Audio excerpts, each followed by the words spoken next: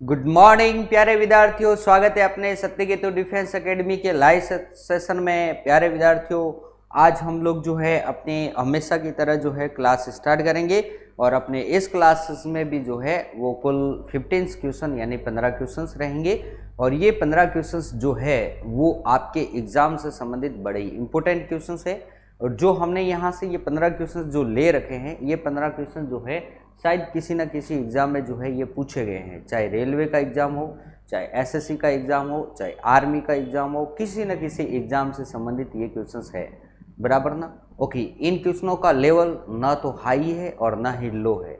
ऐसा नहीं है कि जो हाई लेवल वाले क्वेश्चन भी इसके अंतर्गत डाल दिए गए, जी नहीं, हाई लेवल वाले क्वेश्चन इसके अंतर्गत नहीं है। ये लेवल इसी प्रकार से बनाया गया है जैसा अपने आर्मी जीडी में आता है, बराबर ना। तो आप निश्चित होकर के अपने इन क्वेश्चनों का आनंद लीजिए और इन क्वेश्चनों का आंसर दीजिए, बराबर।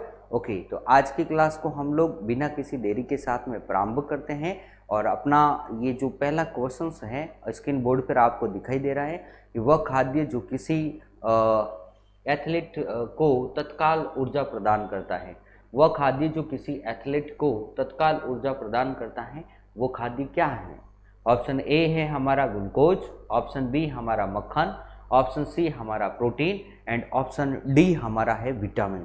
तो प्यारे विद्यार्थियों, जल्दी से आंसर दीजिए कि इनमें से ग्लूकोज, मक्खन, प्रोटीन्स एंड विटामिन ABCD में से कौन सा अपना आंसर होगा। ओके, चलो स्टार्ट करते हैं। MS चौधरी चौटान, ओके जल्दी से आ जाइए भाई। कुंदन सिंह, ओके पूरन सिंह, ओके मनोज के, सौरभ नेगी, ओके। तो आप सभी को मेरा सबसे पहले जय हिंद एंड जय भारत। आज की क्लास को स्टार्ट करते हैं और स्टार्ट में आप सभी ने जो आंसर दिया है ए नंबर आंसर यानी कि ग्लूकोज। यस मेरे प्यारे विद्यार्थियों, पहले क्वेश्चन का जो आंसर है वो है ग्लूकोज यानी कि ऑप्शन ए।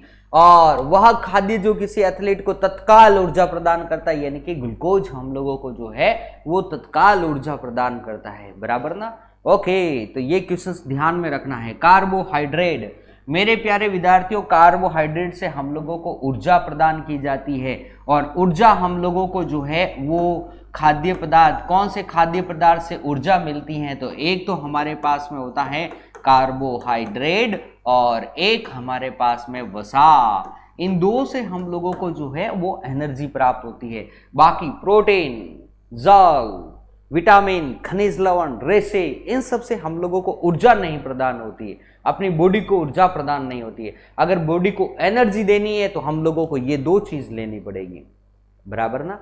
यस, तो आगे चलते हैं। तो तत्काल ऊर्जा इन दोनों में से किसी एक से मिलेगी और इनमें तत्काल एनर्जी इससे मिलती है। वसा खाओगे तो एनर्जी मिलेगी, लेकिन इसमें वसा को पचाने में थोड़ा टाइम लगेगा, 1-2 घंटे के पश्चात वसा भी जो है एनर्जी दे देती है, बराबर ना। ओके, तो ऑप्शन ए जो है वो हमारा सही आंसर है। चलो भाई आगे चलते हैं नेक्स्ट क्वेश्चंस की तरफ। और क्वेश्चन नंबर 2, अंगों की कौन सी क्रिया सही रूप से मेल खाती है। तो भाई जल्दी से बताओ, अंगों की कौन सी जो क्रियाएं हैं वो सही रूप से मेल खाती है। पित्त से पित्त परिवहन, लीवर इंसुलिन, उन्मेक पाचक ग्रंथि, पित्त संग्रहण, उन्मुक्ति। तो बताइए, जल्दी से बताइए कि ऑप्शन कौन सा ऑप्शन जो है वो हमारे राइट है। तो जल्दी से आंसर दीजिए भाई, ऑप्शन कौन सा, ABC में से कौन सा ऑप्शन राइट होगा, जल्दी से आंसर दो। ओके सर, आप तो भूल ही गए हमको। अरे नहीं भूले, किसी को नहीं भूलता, किसी भी स्टूडेंट को नहीं भूलता, ठीक है। तो इसका करेक्ट आंसर दीजिए, क्या होगा। ओके,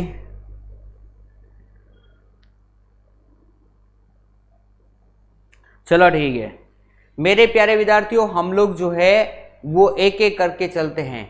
पिता से पित्त परिवहन, पित्त का परिवहन, पिता से पित्त का परिवहन जो है वो पित्त वाहिनी में होता है, इसलिए ये ऑप्शन ए तो हमारा कैंसिल हो गया। चलो नेक्स्ट हमारे पास में पिता से जो है वो पित्त का संग्रहण करता है, बिल्कुल सही है। पिता से जो होता है वो पित्त का संग्रहण करता है, पहला सही है।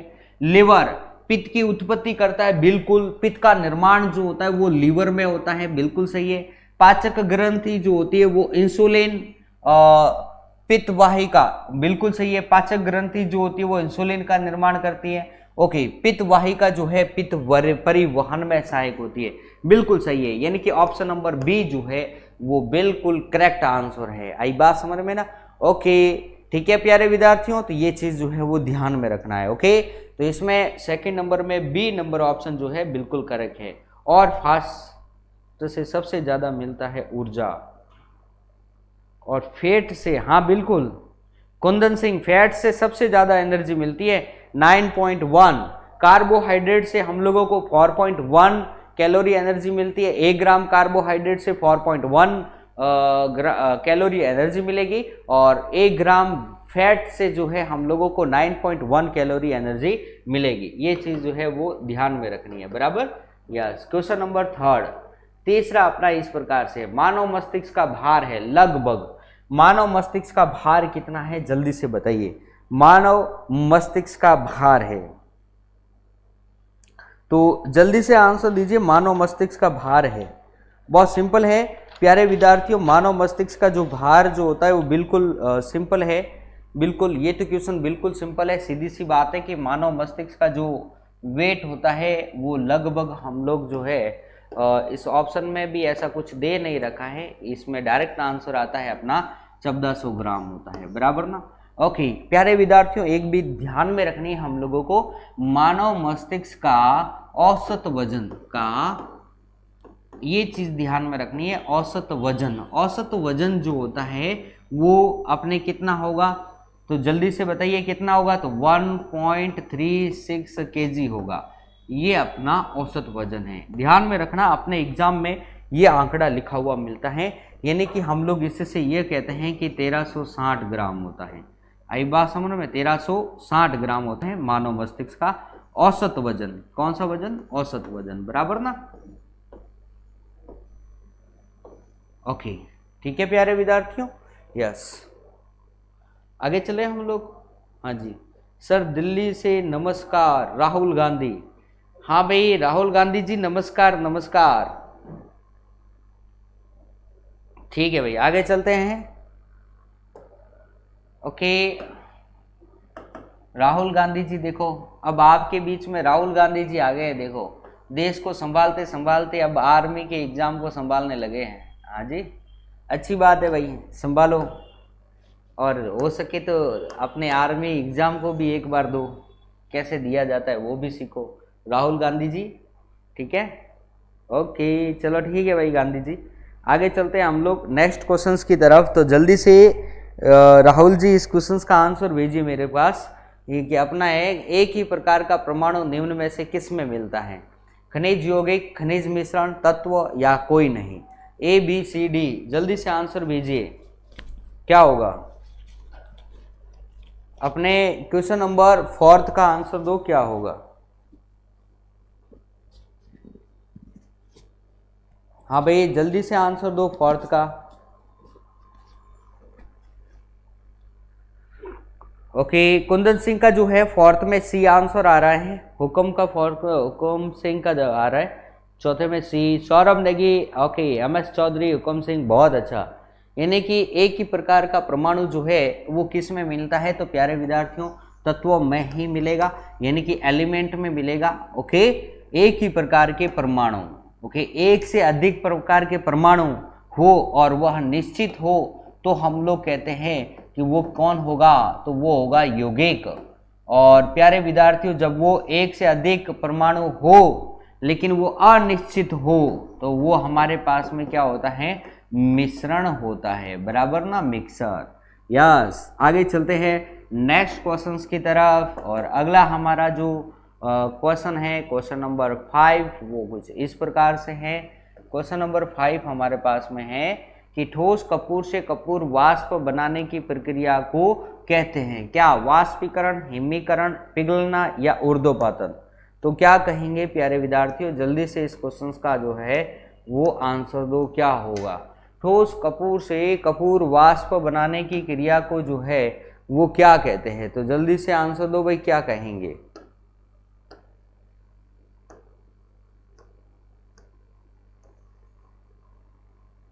जल्दी से क्वेश्चंस का आंसर दो। क्वेश्चन नंबर 5 का आंसर दो। ओके, बहुत अच्छा। 5 का आंसर सबसे पहले MS चौधरी ने दिया। सर जी एग्ज़ाम होगा कि नहीं, या मैं अब दिल्ली जाऊं कंपनी में काम करने। ओके, कुंदन सिंह, अरे डोंट वरी, ठीक है ना, एग्ज़ाम हो जाएगा, थोड़ा धैर्य रखो। कुंदन सिंह धैर्य रखो, पैसेंस, ठीक है ना। ओके, बिल्कुल अच्छा। अचल सिंह, ओके। मनोज के D answer. MS Chaudhary D answer. Saurabh Negi हुक्म। राहुल गांधी जी का भी जो है डी आंसर आ रहा है। Okay, Khevraj Singh, okay. Hukam Singh, okay. अचल सिंह, बिल्कुल सही है। तो आप सभी का जो है वो डी आंसर आ रहा है। ठोस कपूर से कपूर वाष्प बनने की क्रिया को हम लोग जो है ऊर्ध्वपातन यानी कि सब्लिमेशन, इंग्लिश में इसको हम लोग जो है वो क्या बोलते हैं, सब्लिमेशन बोलते हैं, बराबर ना। तो ये हिंदी में भी अपन को कभी कभी इस प्रकार से लिखा हुआ मिलता है। क्या होता है कि कपूर से कपूर वाष्प यानी कि ठोस से डायरेक्टली जो है वो किस में बदलता है, वाष्प में, और वाष्प से डायरेक्टली किस में बदलेगा, ठोस में। यानी इसमें ध्रुवीय अवस्था जो होती है वो अनुपस्थित होती है, किसमें, ऊर्ध्वपातन में। यस, आगे चलते हैं क्वेश्चन नंबर 6 की तरफ चलते हैं। और 6 नंबर क्वेश्चन हमारा इस प्रकार से है। कोयला, पेट्रोल, डीजल आदि का दहन मूल स्रोत है। तो मूल स्रोत क्या है, जल प्रदूषण का, भू प्रदूषण का, वायु प्रदूषण का, या ध्वनि प्रदूषण का। तो जल्दी से आंसर दीजिए भाई, क्या होगा इसका आंसर। कोयला, पेट्रोल, डीजल आदि का दहन मूल स्रोत है, जल्दी से।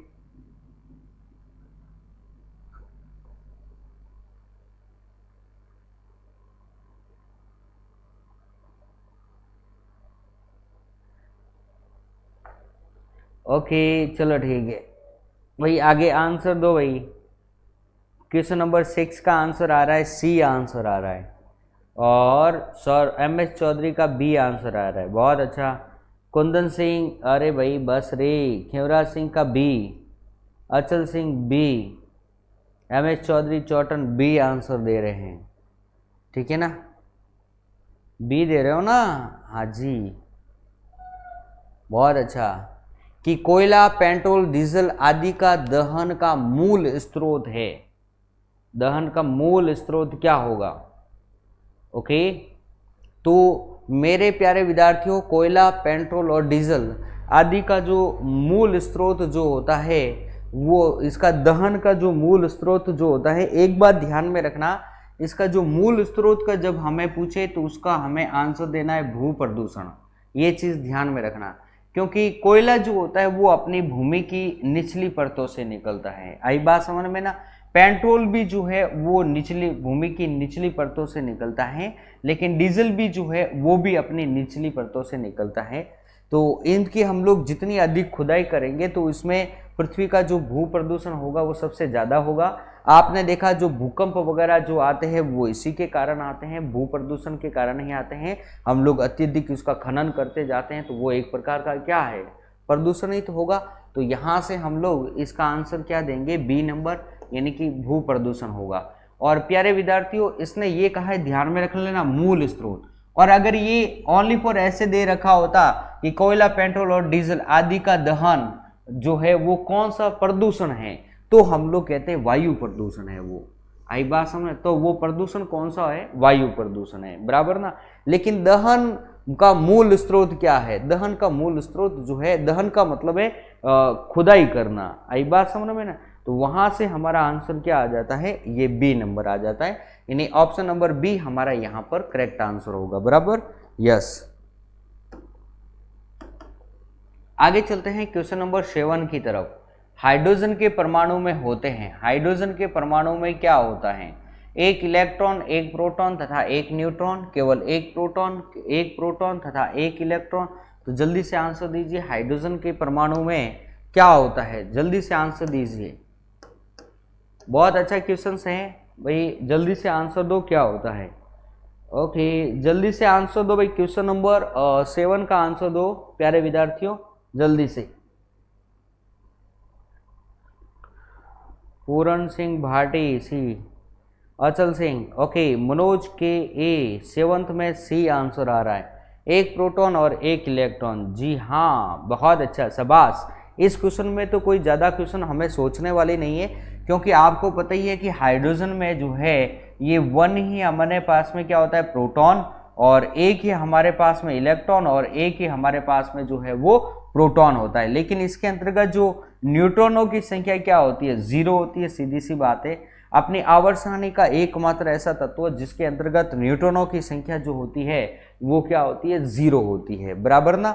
ओके, ये चीज हमें ध्यान में रखना। न्यूट्रॉनों बराबर क्या होता है, परमाणु भार माइनस परमाणु क्रमांक। ओके, तो इसमें एक ही प्रोटॉन और एक ही इलेक्ट्रॉन होगा, इन दोनों में से घटाएंगे तो क्या आएगा, 0 ही आएगा। तो सीधी सी बात है कि इसमें ये ऑप्शन नंबर सी जो है ये राइट हो जाएगा। न्यूट्रॉन नहीं होता है हाइड्रोजन के परमाणु में, ये चीज ध्यान में रखनी है। ओके, यस, आगे चलते हैं, नेक्स्ट क्वेश्चंस की तरफ चलेंगे, और अगला हमारा क्वेश्चन नंबर है 8। धारा विद्युत है, धारा विद्युत क्या है। बहुत अच्छा क्वेश्चन है कि धारा विद्युत है, धारा विद्युत क्या है। तो प्यारे विद्यार्थियों, सीधी सी बात है कि धारा विद्युत क्या है। ओके, तो जल्दी से आंसर दीजिए, बहुत सिंपल क्वेश्चन है, जल्दी से आंसर दो। विद्युत धारा क्या होती है, जल्दी से क्वेश्चंस का आंसर दो। Question number 8।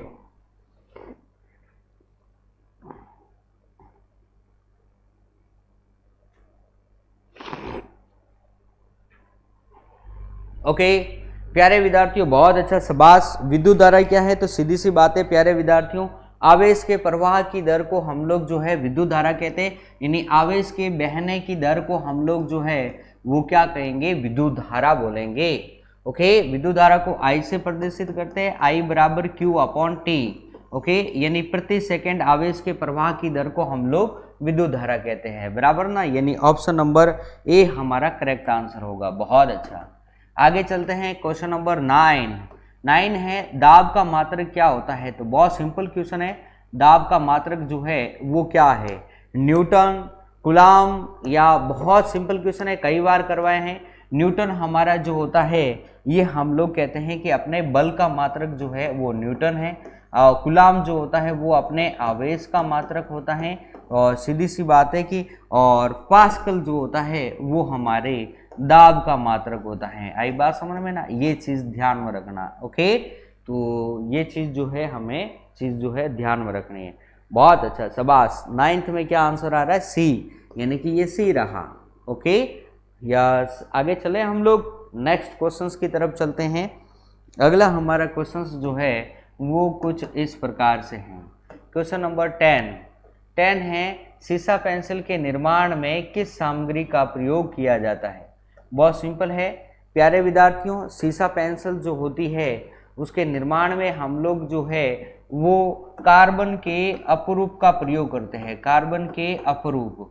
और कार्बन के अपरूप जो है वो 2 प्रकार के होते हैं, एक होता है हमारे पास में क्रिस्टलीय अपरूप, और एक हमारे पास में होता है अक्रिस्टलीय अपरूप। और क्रिस्टलीय अपरूप 3 होते हैं, हीरा, ग्रेफाइट और फुलरेन। हीरा, ग्रेफाइट और फुलरेन, ये 3 होते हैं, बराबर ना। इनमें से ये जो ग्रेफाइट है, इस ग्रेफाइट का उपयोग हम लोग सीसा पेंसिल बनाने में करते हैं। और ये चीज़ ध्यान में रखना, सीसा पेंसिल में सीसा जो होता है ये 0% होता है।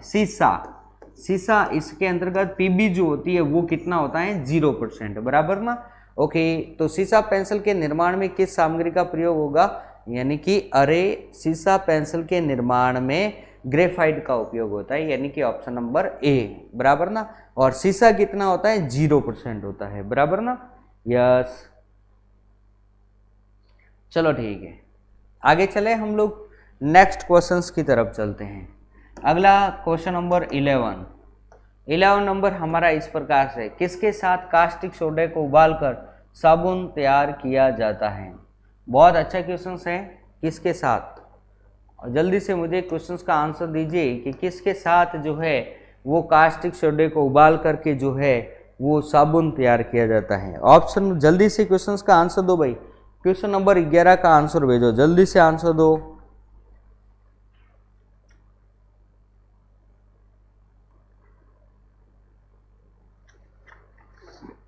11th का आंसर दो भाई जल्दी से।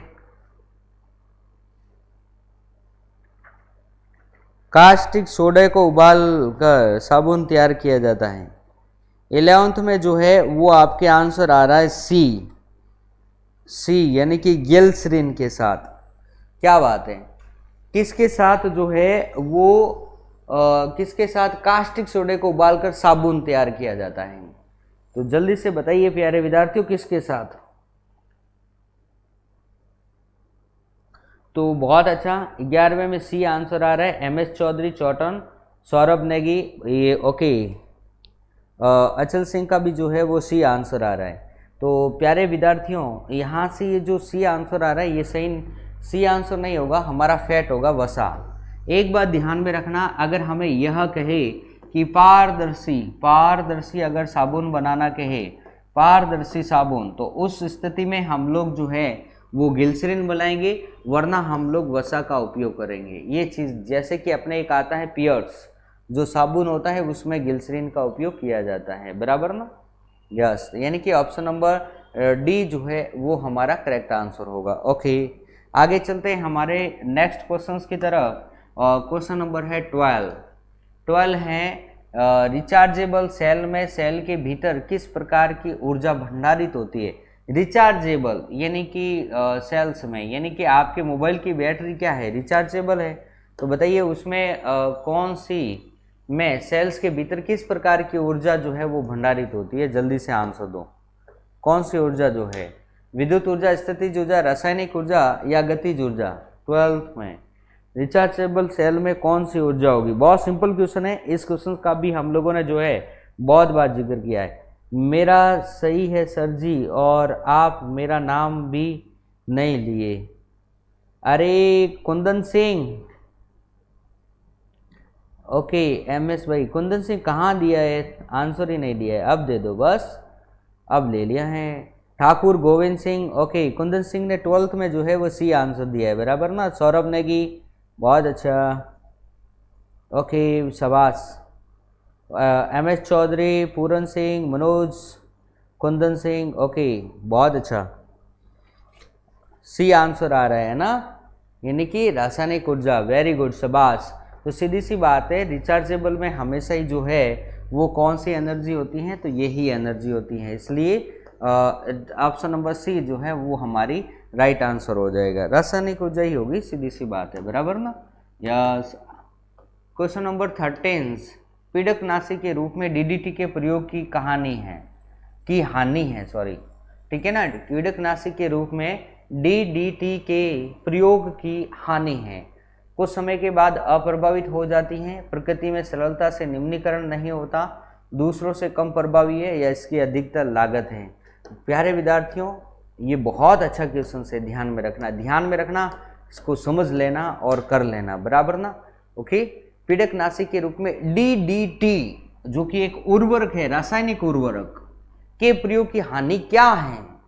तो 13 नंबर जो क्वेश्चन है, ओके 13 में बी आंसर आया है, प्रकृति में सरलता से निम्नीकरण नहीं होता।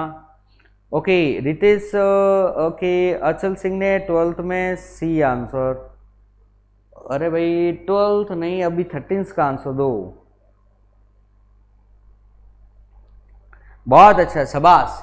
तो प्यारे विद्यार्थियों ये प्रकृति में जो है वो सरलता से क्या नहीं होता है, निम्नीकरण, बल्कि इसका जो है वो सरलता से DDT जो है वो अपघटित नहीं होती है, सूक्ष्म जीवाणुओं के द्वारा इसका अपघटन नहीं हो पाता है, इसलिए यह जो है DDT के प्रयोग की जो है यह एक हानि है, इससे भूमि प्रदूषण होता है, ये चीज भी ध्यान में रखना। हालांकि DDT से जल प्रदूषण, वायु प्रदूषण और भूमि प्रदूषण तीनों चीजें होती है। जब भूमि में डालते हैं तो भूमि प्रदूषण, भूमि में डालते वक्त कुछ वायु में भी चला जाता है तो वायु प्रदूषण, और भूमि में हम लोग डालते हैं जब बरसात वगैरह आती है तो जल के साथ में भी चला जाता है तो जल प्रदूषण भी हो जाता है, जिसके कारण ये प्रकृति में जो है वो सरलता से अपघटित भी नहीं होता है, बराबर। ओके आगे चलते हैं, नेक्स्ट क्वेश्चंस की तरफ चलेंगे, और अगला हमारे जो क्वेश्चन है वो है 14। आज की क्लास का सेकेंड लास्ट क्वेश्चन है हमारे पास में कि बैटरियों में कौन सा एसिड जो है वो संग्रहित रहता है।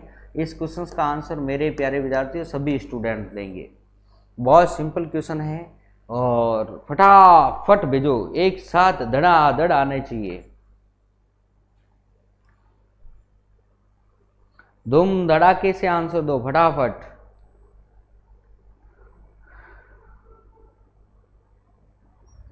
ठाकुर गोविंद सिंह, थैंक यू भाई, thank you. Okay, M H Chaudhary 14 में A, Kundan Singh Thakur, okay, Saurabh Negi, very good. अब इस क्वेश्चन में कुछ बताना ही नहीं है भाई, सल्फ्यूरिक अम्ल H2SO4 ही होगा भाई, यानी कि ए नंबर, बराबर ना। तो ठीक है भाई, तो बैटरियों में जो है वो कौन सा जो है वो एसिड संग्रहित रहता है, तो सल्फ्यूरिक अम्ल। चलो आगे चलते हैं नेक्स्ट क्वेश्चन की तरफ। अगला हमारा क्वेश्चन नंबर है 15।